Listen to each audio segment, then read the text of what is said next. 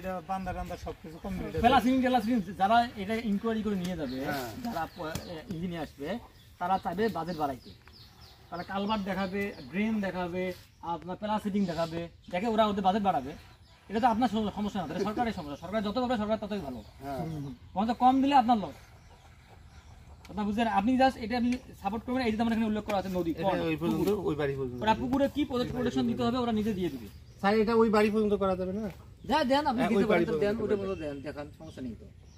তাহলে এত ঠিক ওই বাড়ি পর্যন্ত এইবারই না দিলে ওই কালভার্ট পর্যন্ত যেহেতু এটা তো রেকর্ড করা আছে, তো যেহেতু আবার দেখে কি করবেন। হ্যাঁ ঠিক আছে, ওনারা চাবে যে আপনারা রেকর্ড ছাড়া কোনটা রাস্তা বের করতে চান, সেটা হলো আপনারা সেটা এটা দেখাবেন না, ওটা দেখাবেন, সেটা তোমাদের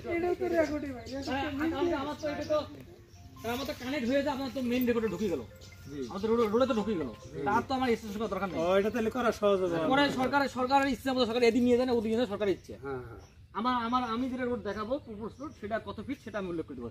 একটুকুর উপর ওদের বাজার হবে কিন্তু হ্যাঁ, ওরা আছে আপনাদের সহজে এই জিনিসটা পাস হবে।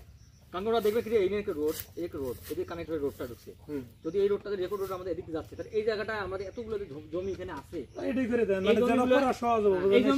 এই জমিগুলো তো অবহেলিত আছে, এই জমিগুলোতে কানেক্ট করতে হলে তো অবশ্যই যখন এই রোডটা হবে, এই রোড এই যে এই রোড এখানে পাবে, এই রোড এখানে পাবে, এই রোড এখানে, এই রোড এখানে, মানে চারপাশে আপনার জমিগুলো ভ্যালু হয়ে যাবে।